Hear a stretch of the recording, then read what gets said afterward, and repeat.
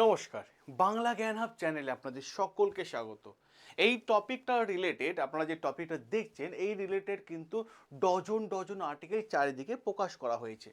সেখানে পরিষ্কারভাবে উল্লেখ করা হয়েছে যে ভারত পেতে পারে আমেরিকা থেকে 10 থেকে 12 বিলিয়ন ডলার।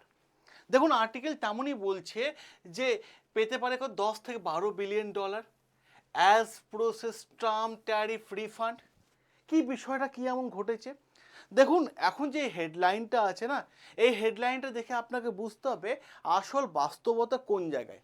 কারণ হেডলাইনে একটা জিনিস থাকে আর ভেতরকার বিষয়বস্তু কিন্তু সম্পূর্ণরূপে আলাদা। এছাড়া আমি যদি আপনাদের আরও একটা আর্টিকেল দেখাই, ভীষণই গুরুত্বপূর্ণ একটা আর্টিকেল, সেখানেও কিন্তু বলা হচ্ছে billion to be paid, US start refund process Trump. ঠিক আছে, কিসের জন্য? ট্যারিফের জন্য। কি বলছে আর্টিকেলটা? আমি আর্টিকেলটা নিয়ে আমি আপনাদের সামনে আলোচনা করি। দেখুন, যখন ডোনাল্ড ট্রাম্প আমেরিকা প্রেসিডেন্ট হলো, আমেরিকা প্রেসিডেন্ট হওয়ার পর, এটা তো ওনার সেকেন্ড টাইম প্রেসিডেন্ট হওয়ার পর তিনি বিভিন্ন দেশের ওপর নানান জায়গায় ট্যারিফ লাগাচ্ছিলেন। আপনারা আর্টিকেল দেখেছেন, যারা এই চ্যানেলটা ফলো করুন তারা দেখেছেন।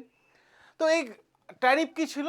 নিজের ইচ্ছা মতো এই দেশের ওপর 50%, ওই দেশের ওপর 30%, ওই দেশের ওপর 35%, ওই দেশের ওপর 25%, যে দেশের ওপর যা খুশি পাচ্ছিল ট্যারিফ লাগাচ্ছিল। এর ফলে আমেরিকার প্রেসিডেন্ট, যিনি পলিটিক্যাল পার্টি থেকে আছেন, অপোজিশন পলিটিক্যাল পার্টির লিডাররা, তারা আমেরিকা সুপ্রিম কোর্টে চলে যায় এবং তারা গিয়ে এই যে ট্যারিফ খেলাটা বন্ধ করার জন্য তারা সুপ্রিম কোর্টে একটা কেস করে।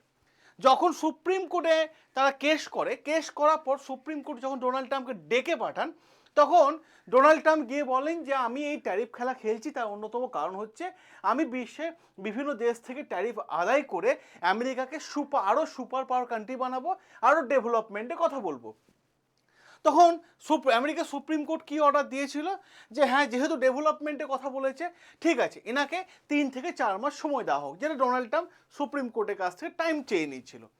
কিন্তু তারপরও কিন্তু তাকে ডোনাল্ড ট্রাম্প তেমন কোনো ডেভেলপমেন্ট দেখাতে পারেননি। তার ফলে কেস চলছিল। আজকে কি হয়েছে, সুপ্রিম কোর্ট থেকে একটা অর্ডার এসেছে, আমেরিকা সুপ্রিম কোর্ট থেকে। সেখানে পরিষ্কারভাবে বলে দেওয়া হয়েছে ডোনাল্ড ট্রাম্প এতদিন ধরে যে ট্যারিফ খেলাটা খেলছিল না, সেটা বৈধ নয়, অবৈধভাবে করছে। আর ট্রাম্প এই ধরনের ট্যারিফ, মানে যখন দেখেছিল ট্রাম্প যে এরকম ধরনের যে অর্ডারটা, সুপ্রিম কোর্টের অর্ডার তার এগেনস্টে চলে যাচ্ছে, তখন নতুন ধরনের একটা আইন এনে তিনি 15% ট্যারিফ লাগিয়ে দিয়েছিলেন সমস্ত দেশের ওপর। সেটা আলাদা বিষয়।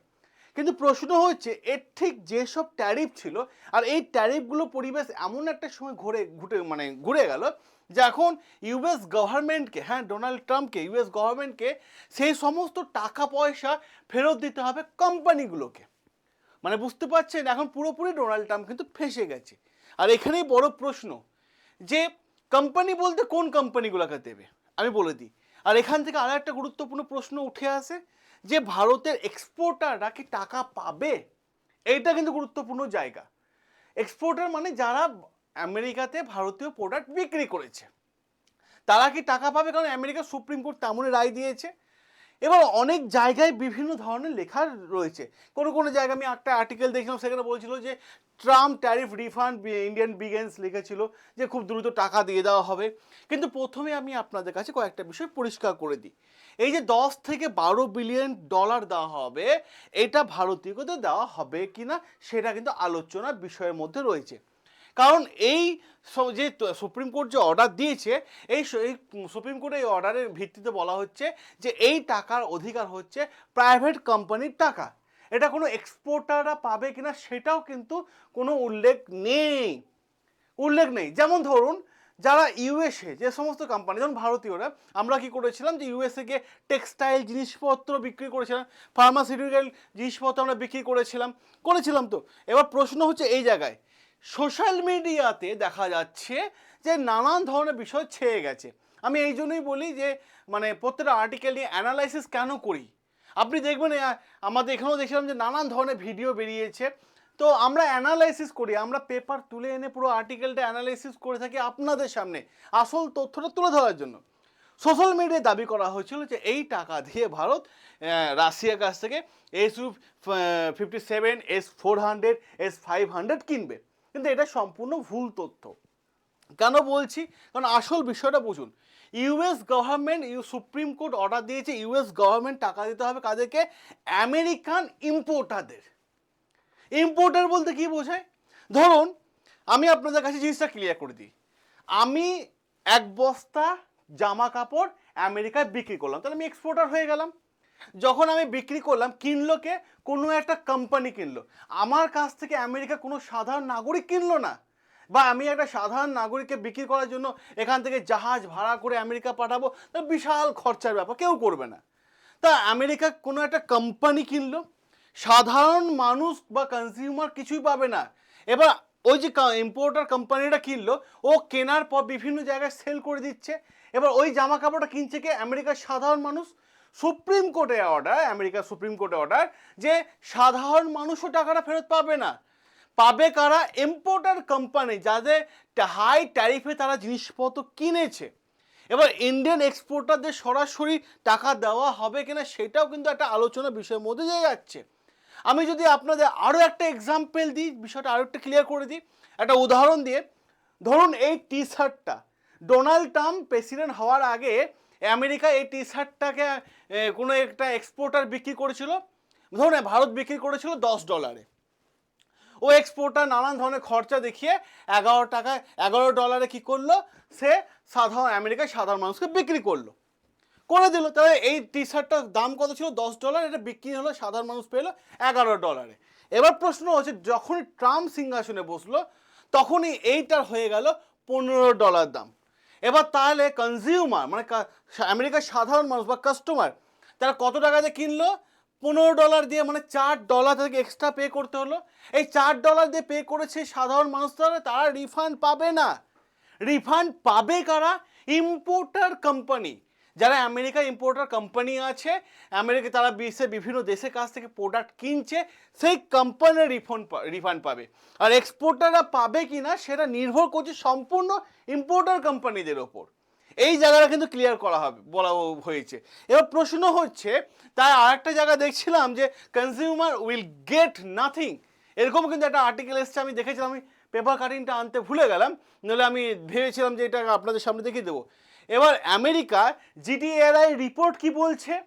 জিটিএআই রিপোর্ট বলছে যে এই মুহূর্তে 53 মানে পার্সেন্টেজ যদি দেখা যায় ইন্ডিয়ান এক্সপোর্টার আমরা সেল করেছি টেক্সটাইল, যা সম্ভাব্য যদি রিফান্ড করা হয় তাহলে আমাদের দেশে যে এক্সপোর্টাররা আছেন তারা 10 থেকে 12 বিলিয়ন, এই যে দেখুন, $10 থেকে 12 বিলিয়ন ফেরত পেতে পারে এক্সপোর্টাররা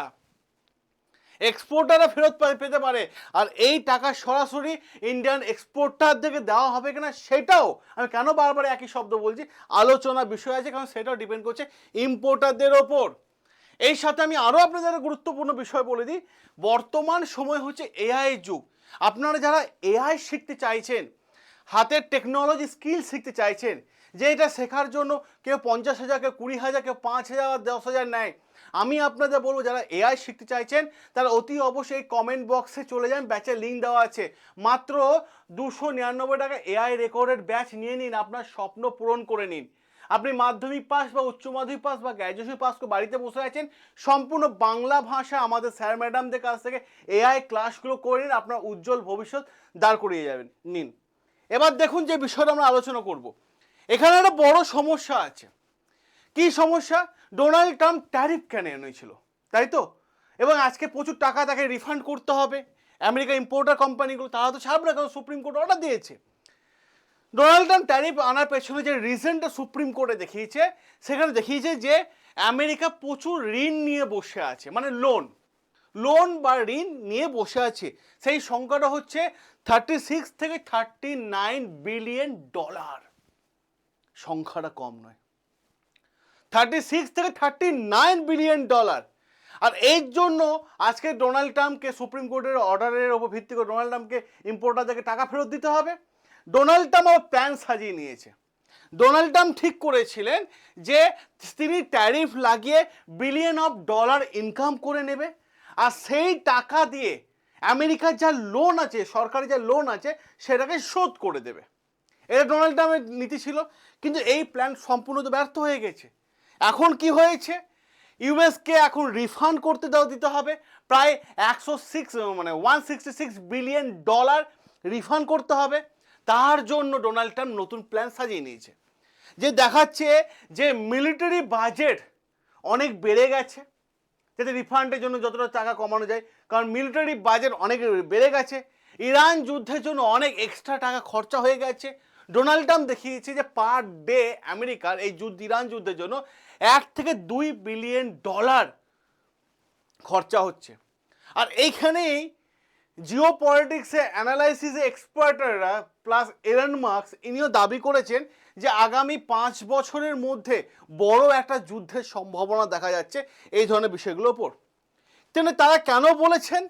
তারা বলেছেন যে এই মুহূর্তে আমেরিকার যে ঋণ আছে, লোন আছে, সেই পরিমাণ বা ইন্টারেস্ট তো বাড়ছে, কিন্তু রেভিনিউ, উৎপাদন ক্ষমতা মানে আর্নিং সেটা কমছে, উপরন্তু মিলিটারি খরচা আবার বাড়ছে, যার ফলে বড় একটা সমস্যার মুখের দিকে কিন্তু আমেরিকা এগিয়ে যাচ্ছে। অপরদিকে ট্রাম্পের মানে ওপিনিয়নও কমে যাচ্ছে। কেন বলছি? কারণ পুরো বিষয়টা বিশ্বের জন্য একটা বিপজ্জনক পরিস্থিতির দিকে এগিয়ে যাচ্ছে, মানে এতগুলো টাকা রিফান্ড করতে হবে। এবার যদি ফাইনাল কনক্লুশনে আসা যায়, সেখানে 10 থেকে 12 বিলিয়ন ডলার এই যে হেডলাইন এটা দেখছেন, এটা একটা মিসলিডিং হেডলাইন। এবং সাথে সাথে এই টাকা মানে ইন্ডিয়ান গভর্নমেন্টে নয়, পাবে কারা? ইন্ডিয়ান এক্সপোর্টাররা। সাথে সাথে এই এক্সপোর্টাররা পুরো টাকা পাবে কিনা সেটাও নির্ভর করছে ইম্পোর্টারদের ওপর। এবং কনজিউমাররা যারা আমেরিকার সাধারণ নাগরিক আছেন, যারা বেশি টাকা পয়সা দিয়ে জিনিসপত্র দিয়ে কিনেছিলেন, তারাও কিন্তু কোনো টাকা পয়সা পাবে না, তারাও কোনো টাকা পয়সা পাবে না। আর এই আর্টিকেলটা দেখে আপনার কি রায়, আপনার কি মতামত? আপনার মতামত অতি অবশ্যই কমেন্ট বক্সে কমেন্ট করে জানাবেন। আমি অপেক্ষায় রইলাম আপনাদের মতামত জানার জন্য। সকলে ভালো থাকবেন, সুস্থ থাকবেন, সাবস্ক্রাইব করে নেবেন আমাদের চ্যানেল, যেখানে প্রত্যেকটা বিষয় পয়েন্ট এবং লজিক দিয়ে আমি আপনাদের সামনে আলোচনা করে থাকি। দেখা হবে আপনাদের সাথে নেক্সট আরও একটা গুরুত্বপূর্ণ আর্টিকেল নিয়ে।